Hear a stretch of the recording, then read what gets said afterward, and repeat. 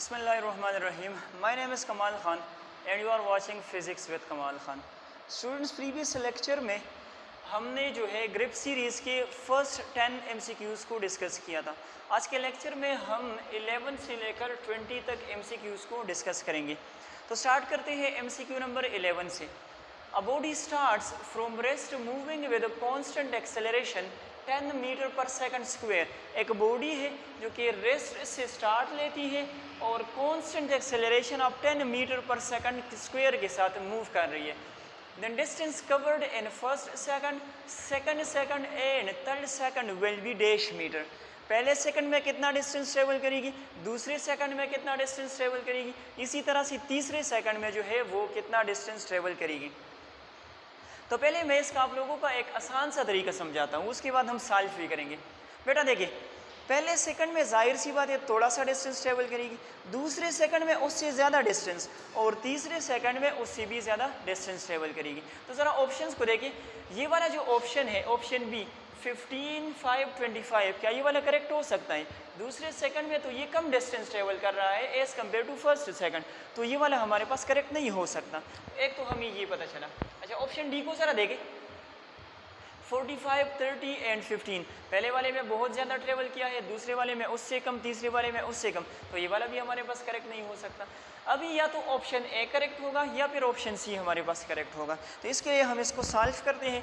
देखिए, इसका जो फार्मूला है, किसी भी सेकंड में अगर आप लोगों ने जो डिस्टेंस मालूम करना है तो वो हमारे पास है a divided by 2n-1. Clear? अच्छा, पहले सेकंड में कितना डिस्टेंस ट्रेवल किया है, तो ये हमारे पास बन जाएगा s1. a हमारे पास है 10 divided by 2 into 1 minus 1. So s1 is equal to ये 5 आ जाएगा. यहाँ पर 2 into 1 तो ये 2 minus 1, तो ये हमारे पास हो जाएगा 5 into 1 that is equal to 5 metre. पहले सेकंड में कितना डिस्टेंस ट्रेवल कर रही है? 5 मीटर का. अच्छा, अब चेक करते हैं कि दूसरे सेकंड में कितना डिस्टेंस ट्रेवल करेगी. तो वही फार्मूला है a डिवाइडेड बाई 2 into 2. अच्छा, a की जगह लेके 10, वैल्यू बस डायरेक्टली पुट करें. 2 दूसरा सेकंड है तो n की जगह 2 minus 1, तो देखिए s2 is equal to 5. 2 into 2 ये हमारे पास 4 minus 1, so this is 5 into 3 that is equal to 15 metre. Clear? अच्छा, तीसरे सेकंड में कितना डिस्टेंस ट्रेवल करेगी? So this is s3 is equal to a divided by 2, so 10 divided by 2, 2n, so 2 into 3 minus 1.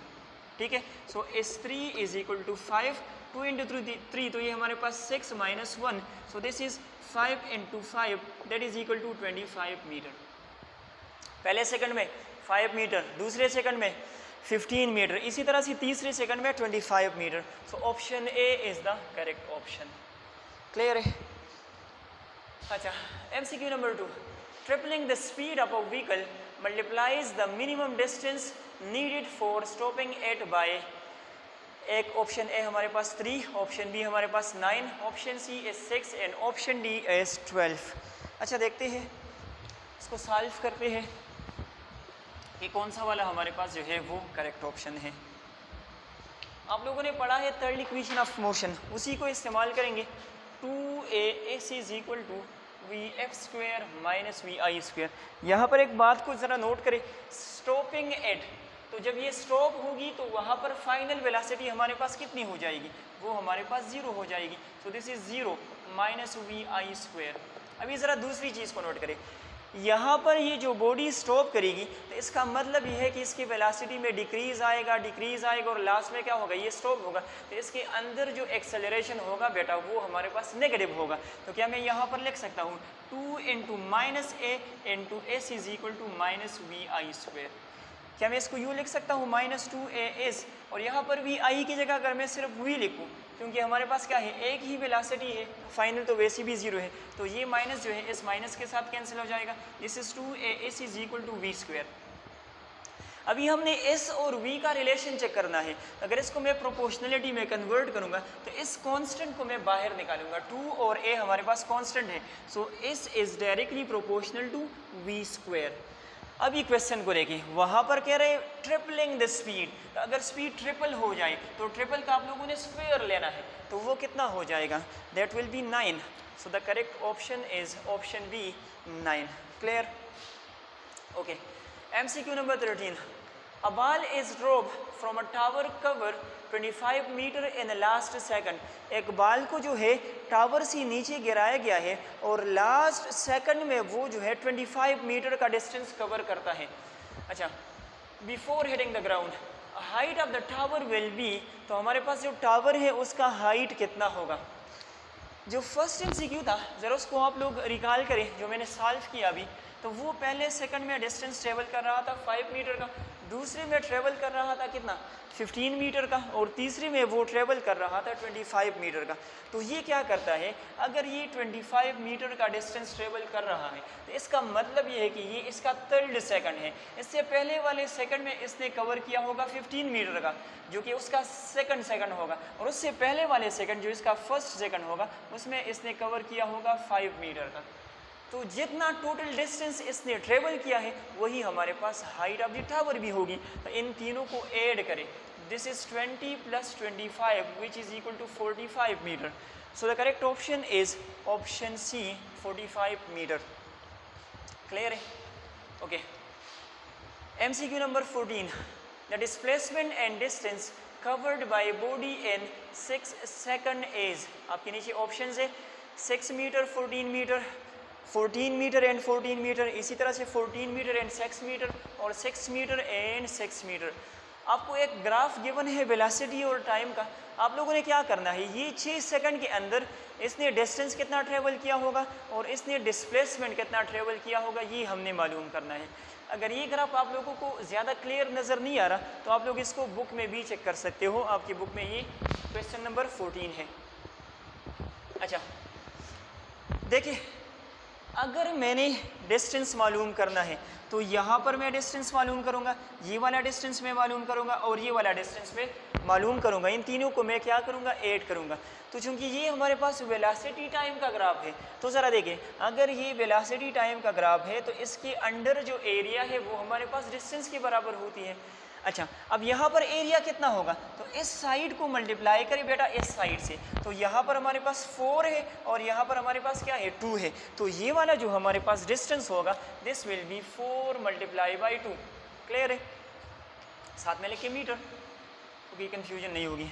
अच्छा, इस वाले को देखें, यहाँ पर जो है इसने जो वेलोसिटी जो इसकी है 2 मीटर पर सेकंड है और टाइम कितना है वो भी हमारे पास 2 सेकंड का है. तो यहाँ पर अगर हमने डिस्टेंस मालूम करना है तो वेलोसिटी और टाइम को मल्टीप्लाई करें.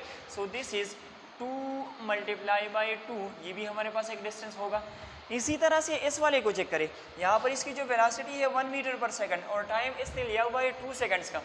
सो 1 × 2 × मीटर. हमने क्या करना है, पहले हमने टोटल डिस्टेंस निकालना है.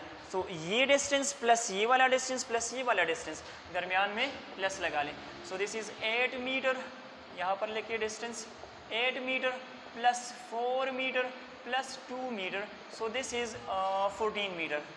डिस्टेंस कितना ट्रेवल किया है 14 मीटर का. अभी हमने निकालना है डिस्प्लेसमेंट, और डिस्प्लेसमेंट हमें पता है ये हमारे पास एक वेक्टर क्वांटिटी है. तो ये दोनों चूंकि हमारे पास फर्स्ट क्वाड्रेंट में है, ये दोनों हमारे पास पॉजिटिव होंगे और ये वाला हमारे पास क्या होगा, नेगेटिव होगा. तो देखिए ये +8 मीटर -4 मीटर +2 मीटर, इससे क्या आएगा, ये हमारे पास +4 मीटर +2, तो ये हमारे पास 6 मीटर आ जाएगा. क्लियर है? तो डिस्टेंस ट्रेवल किया है 14 मीटर का और डिस्प्लेसमेंट ट्रेवल किया है 6 मीटर का. So the correct option is option C 14 metre and 6 metre. Clear? Okay. MCQ number 15. When a constant force acts on a body of mass m initially at rest, then the velocity acquired is proportional to square root m 1/√m. Option C हमारे पास सिर्फ m है and option D is 1/m.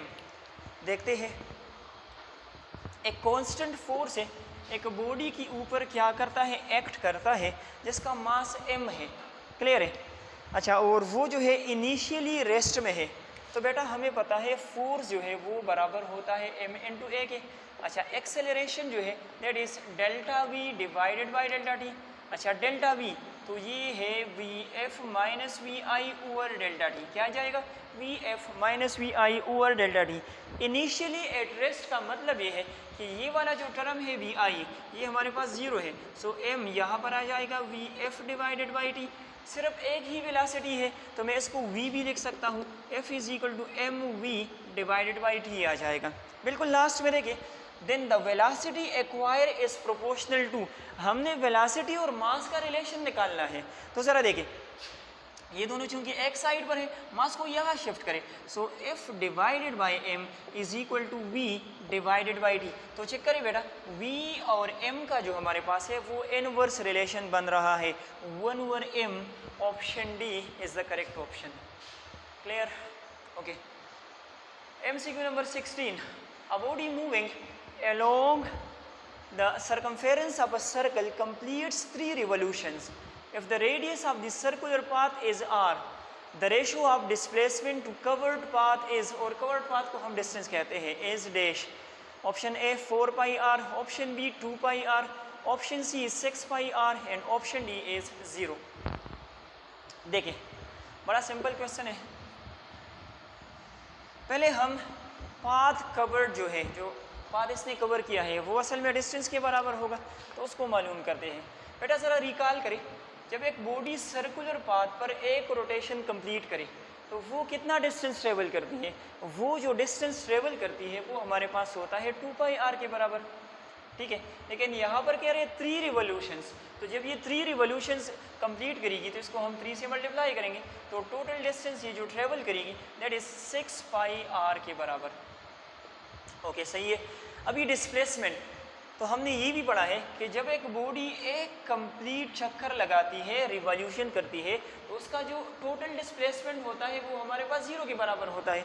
तो एक चक्कर लगाया, total displacement is 0, दूसरा चक्कर लगाया, total displacement is equal to 0, तीसरा चक्कर लगाया, again total displacement is equal to 0। तो टोटल डिस्प्लेसमेंट हमारे पास कितना है? 0। हमने रेशो निकालना है, तो 0 divided by 6 pi R that is equal to 0। So option D is the correct option. Okay, MCQ number 17, the horizontal component of velocity of projectile is, तो आप लोगों को याद होगा horizontal component of velocity of the projectile motion। तो हमने पढ़ा है प्रोजेक्टाइल मोशन हमारे पास एक 2 डायमेंशनल मोशन होता है, ये along x एक्सिस भी होता है, along y एक्सिस भी होता है। क्लियर है? ये हमारे पास हो गया V Y along Y axis, और ये हमारे पास हो गया इसका हॉरिजेंटल कंपोनेंट वी एक्स। तो बेटा ज़रा याद करें, उधर हमने पढ़ा था कि यहाँ पर हम क्या करते हैं, प्रोजेक्टाइल मोशन में एयर रेजिस्टेंस को नेग्लेक्ट किया जाता है।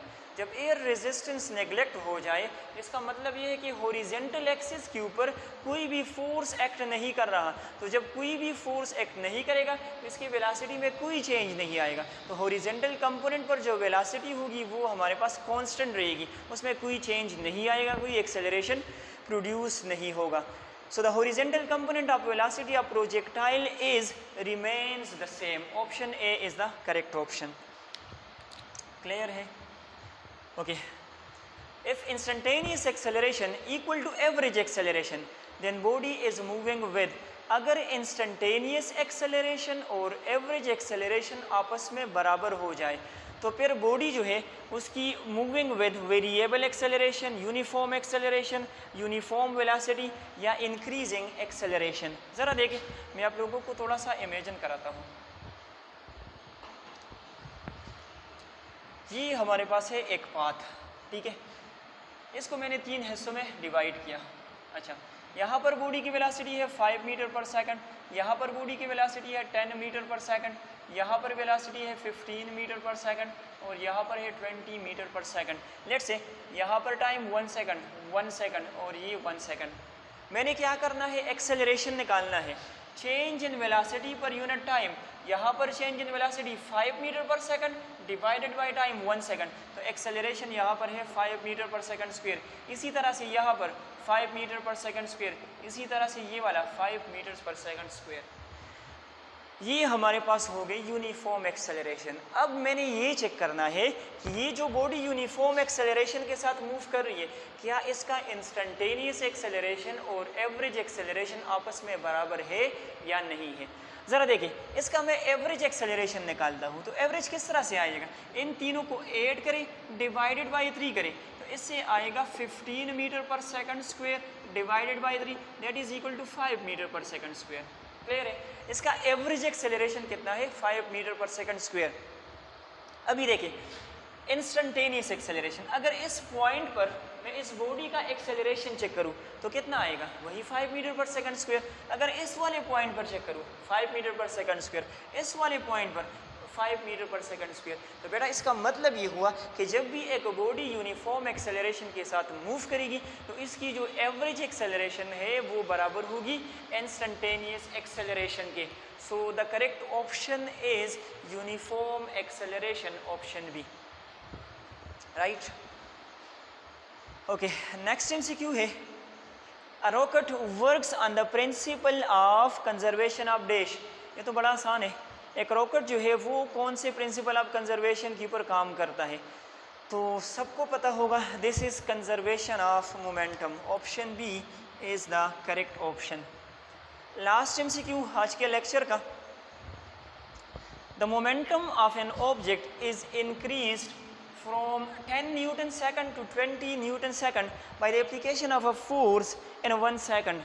What is the magnitude of applied force? ज़रा देखिए, क्वेश्चन में ये कहा जा रहा है कि हमारे पास एक बॉडी है और उसका जो मोमेंटम है वो 10 न्यूटन सेकंड से इंक्रीज हुआ है अप टू 20 न्यूटन सेकंड एक फोर्स की वजह से, और ये फोर्स 1 सेकंड के लिए एक्ट कर रहा है, तो ये मैग्नीट्यूड ऑफ फोर्स कितना होगा।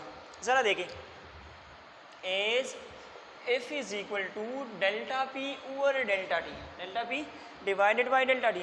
चेंज इन मोमेंटम का मतलब ये होता है final momentum minus initial momentum over time. अच्छा, फाइनल हमारे पास कितना है 20 है, इनिशियल कितना है 10 है, so 20 newton second minus 10 newton second divided by 1 second, so this is F is equal to 10 newton second divided by 1 second, second second के साथ, so this is 10 newton. So the correct option is option A, 10 newton. Clear. तो बेटा आज के lecture में हमने 11 से लेकर 20 तक MCQs को डिस्कस किया। इंशाल्लाह नेक्स्ट लेक्चर में इसी सीरीज़ की हम मज़ीद MCQs को डिस्कस करेंगे। आज के लिए इतना ही। Thank you so much and अल्लाह हाफिज़।